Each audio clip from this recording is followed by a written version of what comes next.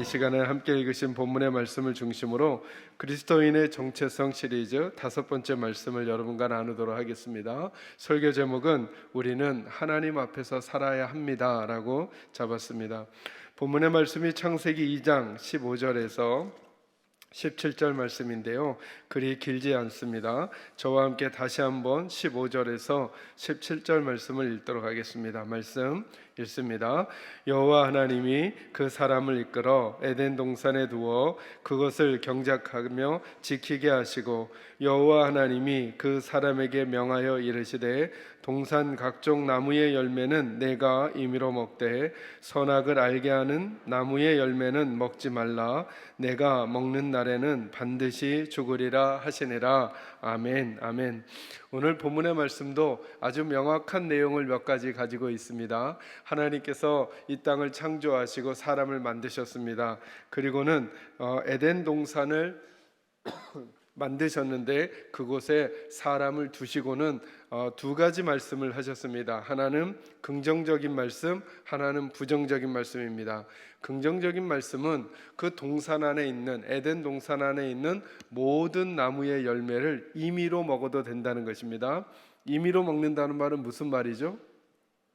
내가 먹고 싶으면 먹고, 먹고 싶지 않으면 안 먹어도 되고, 먹고 싶을 때 먹고, 먹고 싶지 않을 땐 안 먹어도 된다라고 우리 사람에게 그 권한을 주신 것입니다. 그런데 모든 것들은 다 먹으라고 하셨는데 17절 말씀에 보니까 선악을 알게 하는 나무의 열매는 먹지 말라고 부정의 말씀을 하셨습니다. 여기는 선택의 여지가 없습니다. 절대 먹고 싶어도 먹지 말고 지금이든지 나중이든지 언제든지 먹지 말라는 말씀을 하셨습니다.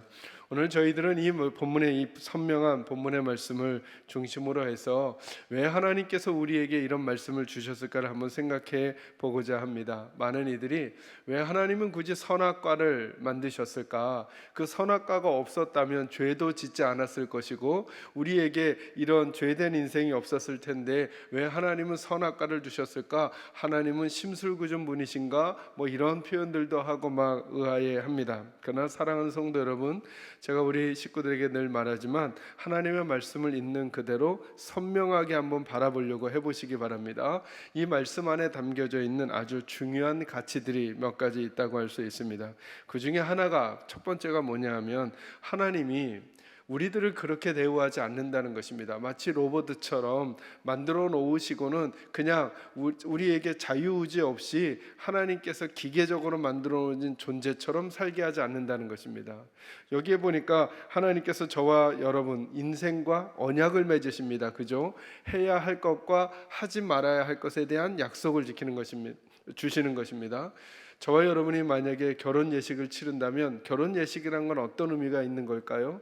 이제 이 남자에게는 이 여자밖에 없다는 것입니다. 그러니까 이 남자는 다른 여자 만나면 안 된다는 것입니다. 긍정과 부정의 약속이 여기 담겨져 있는 것이죠. 여인에게도 마찬가지죠. 혼인을 한다는 건 무슨 말이냐 하면 이제 이 여인에게는 이 남자밖에 없다는 것입니다. 다른 남자 만나면 안 된다는 것입니다. 그 약속이 주어지는 것입니다. 하나님께서도 사람을 창조하시고 동물과는 언약을 맺지 않습니다. 동물과는 해야 할 것과 하지 말아야 할 것을 말씀하시지 않습니다. 그런데 유독 사람에게는 해야 할 것과 하지 말아야 할 것을 상징적으로 약속을 맺으십니다. 이것을 언약이라고 하거든요. 그것은 왜 그러실까? 우리 인생을 존귀하게 여기기 때문에 그렇습니다. 그러니까 하나님의 마음을 주시는 것입니다. 내가 너희는 이런 상대로 상대하겠다는 것입니다.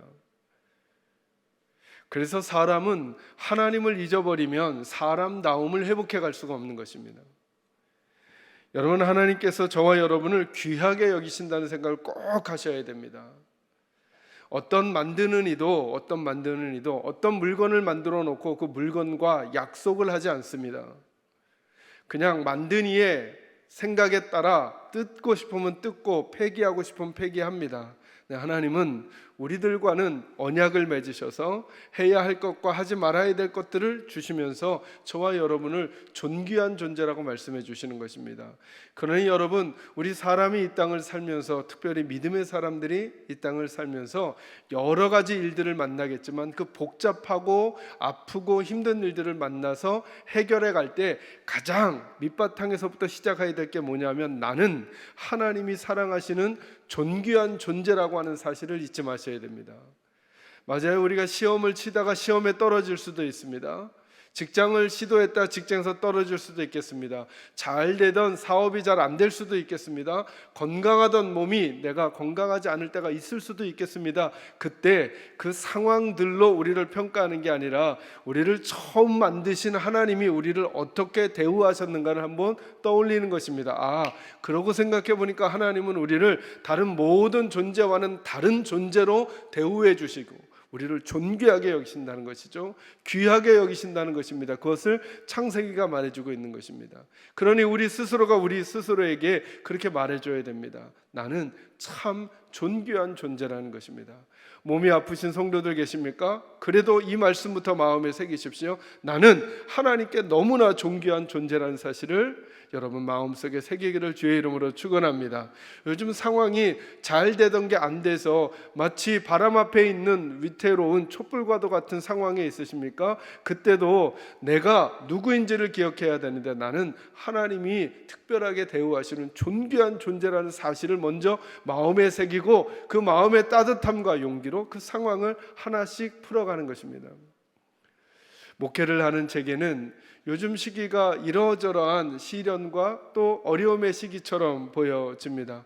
주변의 목사님들을 만나도 늘 안타까운 이야기, 힘든 이야기들이 많이 생기곤 합니다.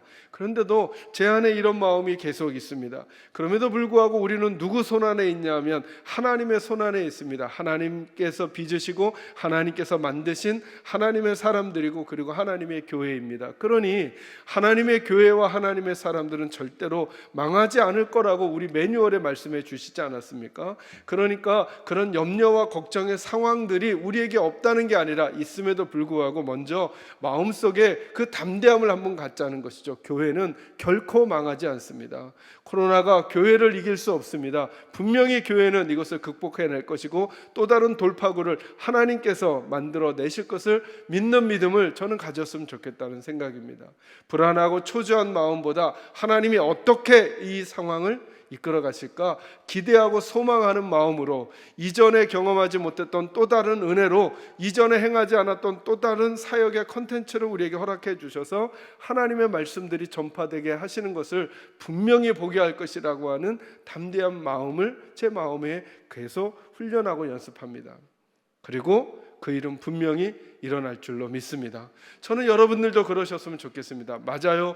우리 살아가는 동안에 아플 수 있어요. 살아가는 동안에 어려움이 올 수 있어요. 살아가는 동안에 잘 풀리던 일들이 꼬일 수 있어요. 그러나 잊지 말자는 거죠. 우리는 하나님께서 특별하게 대우하시는 존귀한 존재라는 것입니다. 여러분에게 이 사실을 여러분의 영혼에게 알려드리는 우리 식구들이 되기를 주의 이름으로 축원합니다. 오늘 주로 다룰 이야기가 뭐냐면, 그런데 그 하나님께서 언약을 맺으시면서 왜 선악과를 주셨냐는 것입니다.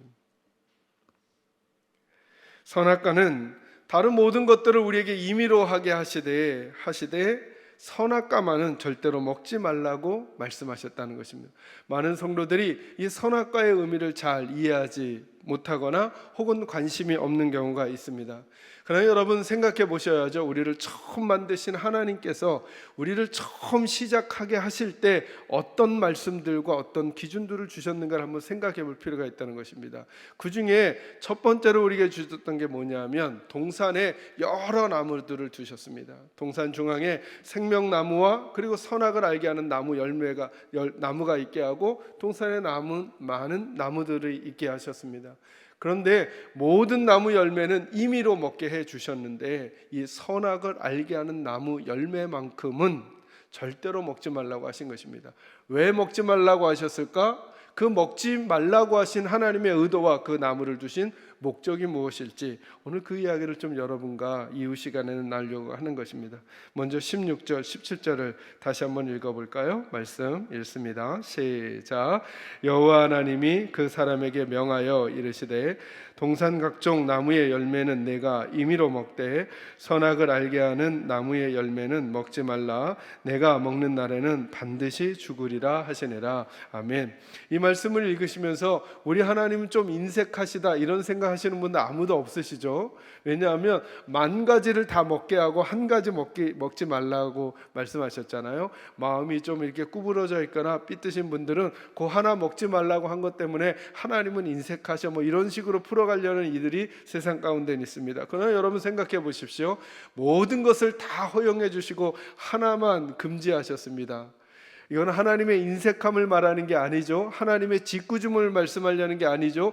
무엇인가 여기에 담겨져 있는 의미가 무엇일까를 물어봐야 하는 게 우리들의 숙제 아니겠냐는 것입니다. 그 의미의 첫 번째가 뭐냐면 따라합니다. 선악과는 경계선이다.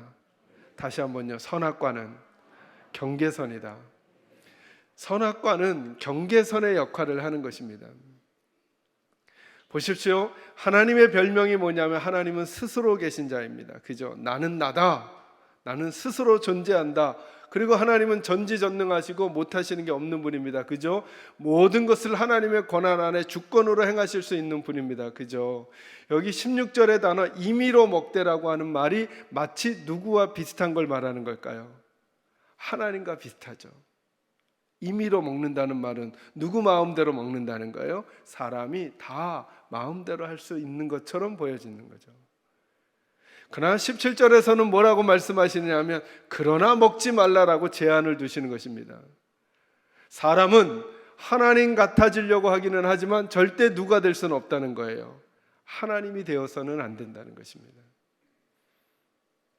아마 아담과 하와는 동산을 거닐면서 아무거나 막 먹고 싶을 때 먹고 싶은 만큼 먹고 싶은 것을 이렇게 열매를 채취해서 먹었을 것입니다. 그러면서 이런 생각할 수 있겠죠. 야, 이 세상은 우리가 마음대로 할 수 있는 거구나라고 하는 생각을 했을 수 있습니다. 그러나 동산 중앙에 있는 선악을 알게 하는 나무 열매를 보는 순간 그들은 깨닫게 되는 거죠. 아, 내가 할 수 없는 게 있구나. 그러니 여러분, 작은 에덴 동산을 넘어서 한 나라, 그것을 넘어서 큰 세상을 한번 보자는 거죠. 그 세상을 운영해가는 사람들이 늘 이런 마음을 가지고 살아가는 경향이 있을 수 있다는 것입니다. 우리 사람들이 뜻만 모으면, 우리 사람들이 조금만 과학을 발달시키면, 사람들이 문명을 조금만 더 개척해 가면 우리 사람들은 못할 게 없을 거야 라고 하는 성향의 패턴이 우리 사람들에게 있다는 것입니다. 네, 하나님은 우리에게 경계선을 주시기를 원하는 것입니다. 그러나 너희가 동산 중앙에 있는 저 선악을 알게 하는 나무 열매를 볼 때마다 잊지 말아라. 너희는 하나님이 아니고 너희는 사람이라는 사실을. 너희는 모든 것을 할 수 있는 게 아니라 할 수 없는 게 있는 존재임을 잊지 말라는 것입니다. 그러니 선악과는 경계선이죠. 마치 하나님이 이렇게 말씀하시는 것입니다. 너희가 내가 베풀어준 만 가지 은혜들을 누리며 살되 그러나 절대 선은 넘지 말아야 한다는 것입니다. 사람은 그래야 사람이 에덴의 행복을 유지하며 살 수 있다는 것입니다. 그런데 때로 우리는 지식이 많아지면 경계선을 넘어가려 합니다. 내가 다 알지 못하면서도 마치 다 아는 사람이냐 타인에게 말하려고 하고 내 스스로에게 말하려고 하는 경향이 우리에게 있습니다.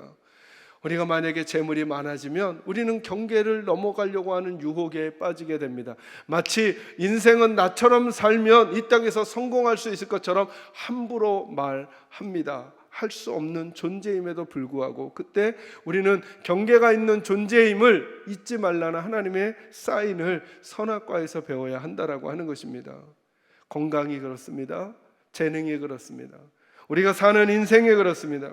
하나님께서는 이 선악과를 통해 최초의 인류에게 그리고 그의 자손 후대들에게 그리고 오늘의 우리들에게 말씀해 주시는 것입니다. 우리는 경계를 지닌 존재라는 것입니다. 이 경계는 지금이 안 왔다고 할지라도 느껴지지 않더라도 조금 시간이 지나면 경계를 느끼게 될 것입니다. 그 경계의 핵심이 뭐냐 하면 내가 모든 것을 할 수도 알 수도 그리고 성취할 수도 없는 한계를 지닌 존재라는 걸 깨닫게 된다는 것입니다. 그러니 그 한계가 오기 전부터 깨닫고 살아가는 것이죠. 나는 이 경계선을 넘지 않는 것입니다. 좋은 믿음이라는 게 뭡니까? 그래서 하나님을 하나님으로 여기고 사람은 사람의 자리에 늘 있는 것입니다. 선을 넘지 말아야죠. 저는 우리 사랑하는 계산제일교 식구들은 선을 넘지 않는 분들이 되시기를 주의 이름으로 축원합니다. 하나님을 존중하고 그리고 사람의 자리를 이탈하지 마셔야 됩니다. 제가 늘 이런 것들을 쌍방향으로 적용해 드리죠. 여러분들이 모든 것을 할 수 있다라고 말할 때 이 선을 넘지 않은 행동을 하셔야 됩니다. 내가 모든 것을 할 수 있다고 생각하는 그것이 잘못된 생각일 수도 있겠구나. 거꾸로 난 이제 아무것도 할 수 없다라고 말하는 그것이 잘못된 판단일 수도 있구나. 그러니까 높게 있더라도 낮게 있더라도 내 판단이 전부가 아닐 수 있다는, 여러분, 우리는 상황이 안 좋을 땐 자연스럽게 마치 우리가 하나님이 됐냐 우리 상황을 판단하려고 합니다. 이 일 때문에 우리는 어려움을 겪게 될 것이고 망하게 될지도 몰라 라고 마치 우리가 하나님처럼 그 상황을 판단하려고 합니다. 이 말씀을 적용하면 우리는 하나님이 아니니까 그렇게 함부로 단정짓지 말아야죠. 하나님이 어떤 일을 행하실지 모릅니다. 아무리 상황이 장밋빛으로 펼쳐지더라도 이제 나의 인생은 모두 다 성취되었어라고 함부로 말하면 안 되죠. 왜요? 우리는 하나님이 아닌 한계를 지닌 존재니까. 그러니까 선악과는 하나님의 백성들에게 경계선의 역할을 하는 것입니다. 이기고 있더라도 하나님 놓치면 지겠구나, 지고 있더라도 하나님 붙들면 이길 수 있겠구나 라고 하는 우리들의 모든 시선을 하나님께만 모으게 하는 역할을 이 선악과가 한다는 것입니다. 여러분, 우리가 스포츠 경기를 봐도 선을 넘으면 다 무효죠. 그죠? 축구를 하는데 아주 멋지게 골을 넣었어요. 그런데 옵사이드예요. 수비 라인과 공격 라인에서 공격 라인이 먼저 들어가서 공을 받았어요. 그럼 그 골은 무효예요. 테니스를 치는 선수가 아주 서브를 강력하게 넣었어요. 그래서 저쪽 선수가 손도 못 대고 포인트를 올렸는데 알고 봤더니 선을 넘어서 밟고 했어요. 그럼 무효예요. 그죠? 저와 여러분이 선을 넘잖아요. 그 순간 우리들이 행한 어떤 일들도 하나님이 인정하지 않는 일이 되는 거예요. 선악과는 그 얘기를 하는 거예요. 얘들아, 너희가 정말 행복하려면 선을 넘지 말아야 된단다. 그 선이 어디인가요? 를 하나님께서 동산 중앙에 선악과를 놓으시고 말씀해 주시는 거예요. 나는 모든 것을 알 수도 모든 것을 할 수도 있는 존재가 아님을 인정하면서 마치 내가 모든 것을 알고 모든 것을 할 수 있는 것 같은 상황이 될지라도 그때도 나를 만드신 하나님 잊지 않고 살아야 되겠구나를 알려주시고자 하시는 하나님의 배려가 선악과에 담겨 있음을 꼭 기억하시고, 혹시 여러분도 저와 여러분이 살아가는 인생 전체를 에덴을 살아가는 거라고 생각하시고 이 그림 그려놓으시기 바랍니다. 내가 건강해서, 내가 똑똑해서, 내가 물질이 있어서 모든 것을 할 수 있다고 할지라도 항상 여러분 마음속에 오늘 이 들려지는 이 말씀이 선악과의 상징처럼 기억나시기를 바랍니다. 난 넘지 말아야 될 선이 있는 사람이야. 부정적인 생각으로 긍정적인 생각으로 난 이제 끝났어, 선을 넘는 생각입니다. 왜요? 하나님이 계신데 왜 함부로 그 생각하는 거죠? 난 이제 모든 게 다 됐어. 아니죠. 하나님이 계신데 어찌 그렇게 말할 수 있어요? 늘 이 하나님의 경계선을 마음속에 새기며 살아가는 저와 여러분이 되시기를 주의 이름으로 축원합니다. 두 번째로요, 다시 한번 우리 17절 말씀 읽어보겠습니다. 읽습니다. 시작. 선악을 알게 하는 나무의 열매는 먹지 말라. 내가 먹는 날에는 반드시 죽으리라 하시니라. 아멘. 두 번째 말씀은 이거에 따라 하실까요? 선악과는 생명이 목적이다. 자, 여러분, 선악과와 관련된 하나님의 말씀을 들으면 많은 성도들이, 많은 이들이 부정적인 게 딱 떠오르잖아요. 먹으면 뭐 한다고요? 죽는다라고 하니까 이건 금지가 목적이구나 싶지만 한번 잘 생각해 보세요. 자, 먹으면 죽으니까 죽지 않으려면 먹지 말라고 하는 얘기죠. 이거는 살리시려는 얘기예요? 죽이시려는 얘기예요? 살리시려는 얘기죠. 여러분, 오늘 말씀은 금지가 목적이 아니에요. 금지가. 저는 이 말씀을 준비하면서 우리 식구들에게 이렇게 좀 설명해 드리고 싶은 마음이 생겼어요. 여러분, 하나님의 말씀에 대한 따뜻한 시선을 유지했으면 좋겠어요. 우리는 하나님의 말씀에 대한 약간은 차갑거나 무섭거나 혹은 덜 따뜻한 시선을 갖는 경향들이 있어요. 마치 하나님은 우리를 통제하시고 우리를 힘들게 하고 우리를 막 이렇게 어찌됐든 부자유하게 하고 이런 그림들을 많이 가지시는 경향이 있단 말이죠. 그러나 사실은 말씀에 대한 좀 더 따뜻한 시선이 필요해요. 거꾸로 여러분들이 자꾸 마음이 차가워지고 메말라지 가잖아요. 그러면 조심하셔야 돼요. 말씀에 대한, 예배에 대한, 혹은 하나님에 대한, 혹은 하나님의 일에 대한, 혹은 하나님의 사람들에 대한 자꾸 차가운 시선, 메마른 시선, 날카로운 시선이 마치 그것이 더 의로운 것 같고 더 힘 있는 것처럼 보이지만 여러분 잘 생각하셔야 돼요. 이 말씀을 읽으면서도 하나님 왜 이런 거 자꾸 우리에게 금지시켜 주셔? 라고 차가운 시선으로, 부정적인 시선으로 볼 게 아니라 말씀을 좀 더 따뜻한 시선으로 한번 봐보세요. 이게 마치 이런 것과 같지 않아요? 여러분, 저희들이 자녀를 키우면서 제일 먼저 하는 말이 뭐 하라고 하는 걸까요? 하지 말라고 하는 걸까요? 넌 좀 선을 행해라 라고 6개월 된 아이에게 하는 적 없어요. 그죠? 이 아이가 자꾸 안 되는 걸 입에 넣으려고 그래. 그럼 뭐라 그래요? 안 돼. 이거부터 가르쳐요. 이게 인색한 부모예요? 아니면 아이를 살리려는 부모예요? 잘 생각해 보세요. 하나님 지금 이 말씀을 인류를 힘들게 하는 게 아니라 인류가 에덴의 진짜 행복을 누리기 위해서 그들에게 금지가 목적이 아니라 그들을 살리시려는 하나님의 은혜의 메시지인 거죠. 너희가 어찌해야 행복하게 사느냐, 이 기준을, 이 말씀을 지켜야 너희가 행복하게 살 수 있다라고 하는 것입니다. 왜 저희들이 마음이 차가워지고 메마라지고 날카로워지고 공격적인 것을 조심해야 하느냐 하면 하나님의 창조 사역을 잘 보시기 바랍니다. 하나님의 창조 사역은 따뜻해지는 것이고 하나님의 창조 사역은 생명력이 있어지는 거예요. 어떤 이들은 나는 하나님 편이라고 말하면서 차가워지는 것을 조심하지 않아요. 그건 하나님의 성품과 맞지가 않아요. 잘. 어떤 이들은 다른 사람들의 마음을 아프게 하고 힘들게 하면서 하나님의 편이라고 생각하는 이들이 있어요. 하나님과 맞지가 않아요. 하나님은 살리시는 게 목적이에요. 따뜻하게 하시는 게 목적이에요. 그리고 생명력 있어지는 게 목적이에요. 그래서 우리에게 무엇이 생명인지를 알려주시는 거죠. 너무 재밌죠? 제가 설교 준비하면서 다른 선배 목사님의 그 글을 대해보니까 이렇게 설명하는 거예요. 저희가 몇 주 전에 말했잖아요. 사람은 육체를 지닌 영적인 존재다 이렇게 말했잖아요. 그죠? 그러니까 사람은 사람답게, 하나님이 피조하신 사람답게 살아가려면 영적인 공급과 육적인 공급이 다 필요하다 그랬잖아요. 그걸 여기에 적용하시는데 제가 그럴 수 있겠구나 깨달았어요.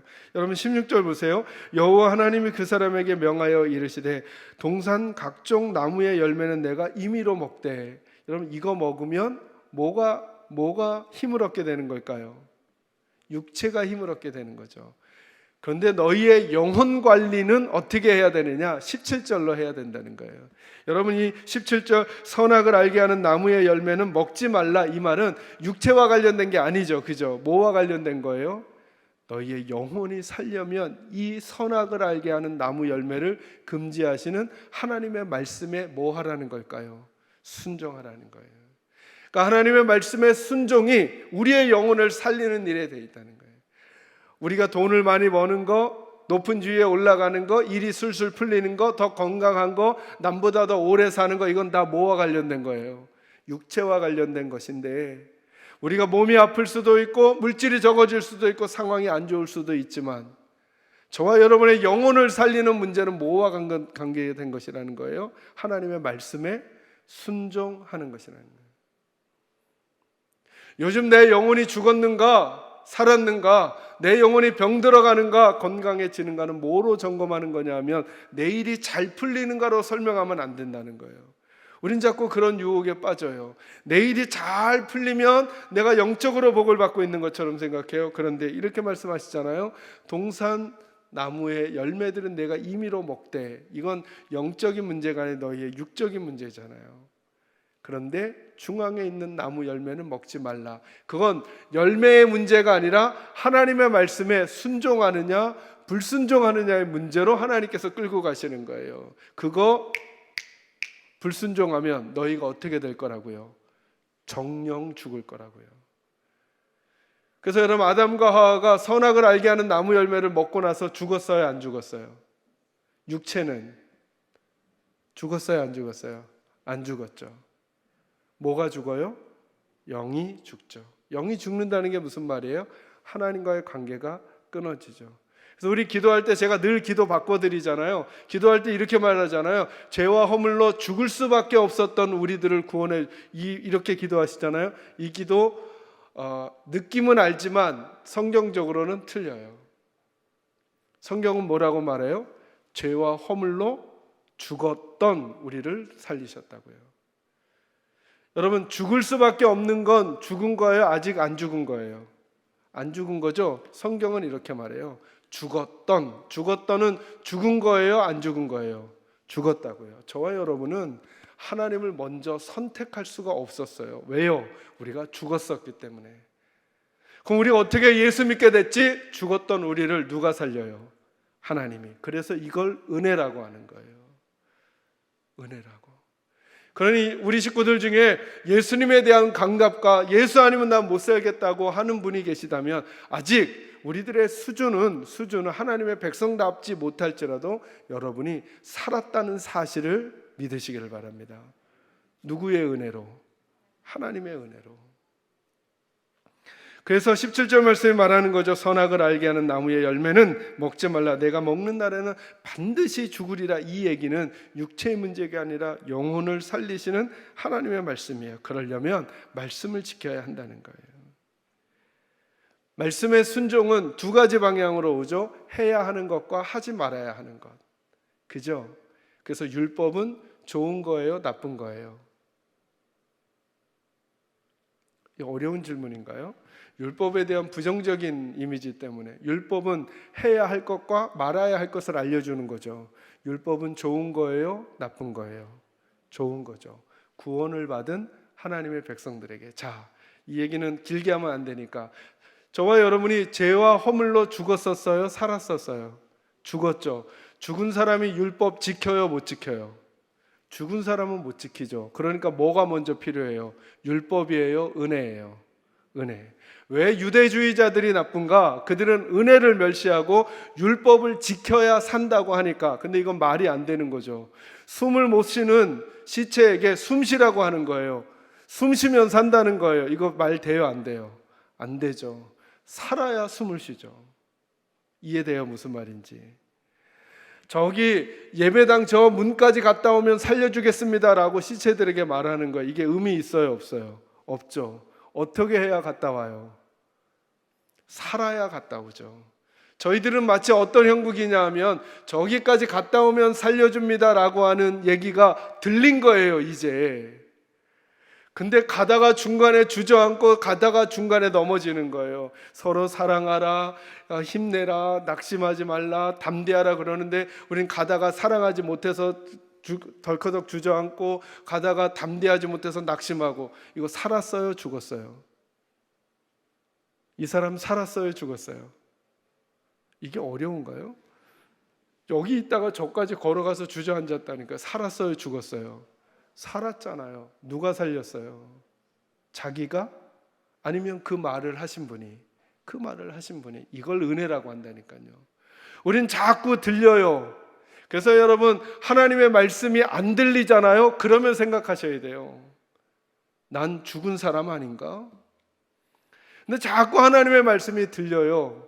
완벽하게 사는 게 아니라 실수하며 살아요. 어제 부부싸움도 하고 막 화도 내고 막 했어요. 근데 말씀을 들으면 자꾸 마음이 불편하고 막 찔리고 막 그래요. 그러면 나는 얼마나 완벽한가를 점검하지 마시고 그래도 나 살았구나, 나 산 존재구나 감사하면서 다시 일어나 걸어가려고 하는 삶이 우리들에게 필요하다는 거예요. 여러분, 자기 생각이 많으면 순종이 어려워요. 여러분, 우리가 왜 회의가 어려운 걸까요? 회의를 10명이 하잖아요. 그럼 생각이 몇 개예요? 10개라서 어려워요. 제가 저희 교회에 그 우슈 옛날에 쿵푸라고 그랬죠. 우슈 국가대표를 하시고 감독도 하시고 세계 선수권에서 그 3회 연속 금메달을 따신 집사님에게 들은 이야기예요. 여러분, 어린 시절에 10대에 어떤 스포츠의 기본기를 배우잖아요. 그러면 30대가 돼서도 그 폼이 나온대요. 근데 30대에 배우잖아요. 그러면 10대의 폼은 절대 안 나온대요. 30대에 배우잖아요. 그러면 40대, 50대가 되어도 그 폼이 비슷하게 나온대요. 근데 50대에 배우면 30대 폼이 나오기가 정말 힘들대요. 왜 그럴까요? 이미 굳어져 버린 몸 때문에 그래요.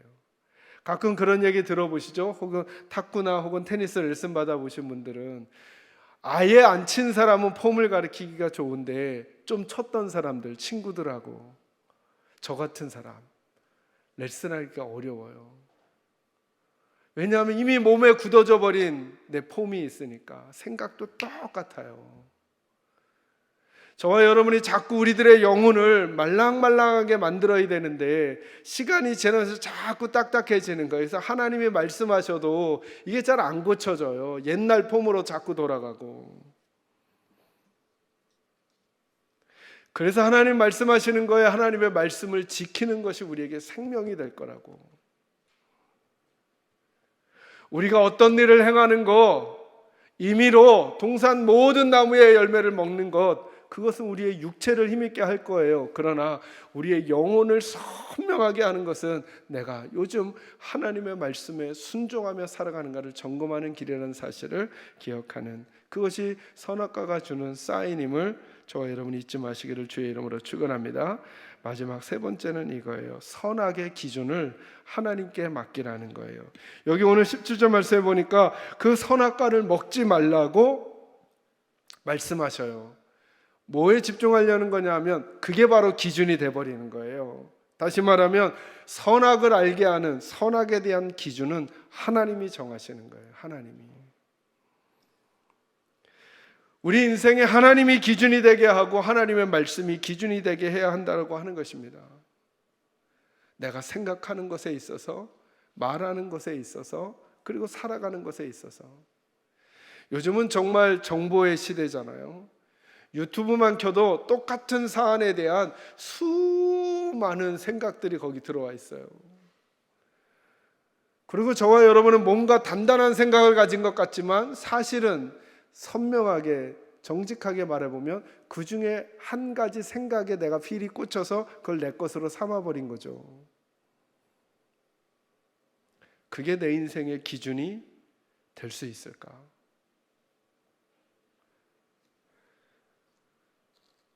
하나님께서는 선악을 알게 하는 나무 열매를 금지하시면서 선악의 기준은 하나님만이 정하실 수 있음을 저와 여러분 모두에게 말하고 있는 거예요.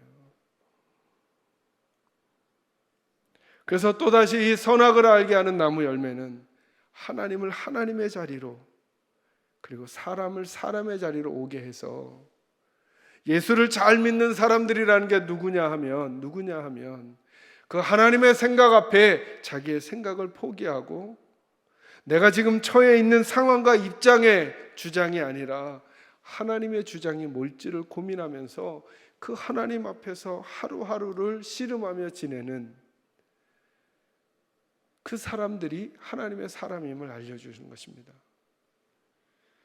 그러니 저와 여러분이 예배 공동체, 교회 공동체 안에서 해야 할 일은 누가 맞고 누가 틀리다의 싸움을 자꾸 하려는 게 아니라 그 일은 하나님께 맡기고 어떻게든 한 영혼이라도 더 살리려고 하는 마음으로 따뜻하고 생명력 있는 태도로 서로가 서로를 바라봐 주려고 하는 삶의 자세가 우리에게 필요하다는 것입니다. 말씀의 기준에서.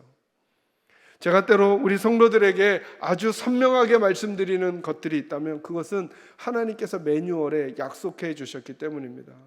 교회는 망하지 않을 것입니다.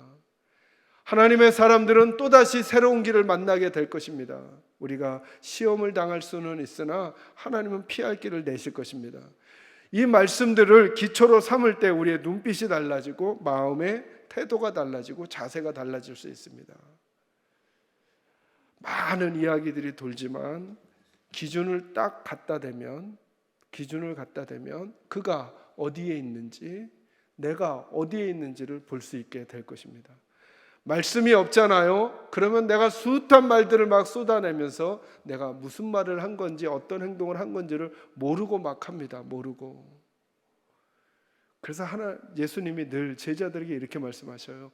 들을 귀 있는 자는 들을지어다. 왜요? 순종은 어디부터 시작되는 거냐면 말씀이 들려져야 순종이 되거든요. 말씀이 안 들려졌는데 내가 하나님 백성답게 산다 이럴 수는 없어요. 왜? 기준이 하나님이시고 기준이 하나님의 말씀이시니까. 저는 우리 사랑하는 계산제일교 식구들은 어렵고 혼탁한 시간을 보낼 때일수록 여러분 개인적으로 성경을 읽으시든 아니면 설교 말씀을 들으시든 하나님의 음성이 여러분에게 들려오는 복이 있기를 바라고 그 음성의 기준에 따라 저와 여러분의 인생길을 한 걸음 한 걸음 걸어가 끝내 주님께서 칭찬하시는 인생이 될 수 있기를 주님의 이름으로 축원합니다. 기도하겠습니다.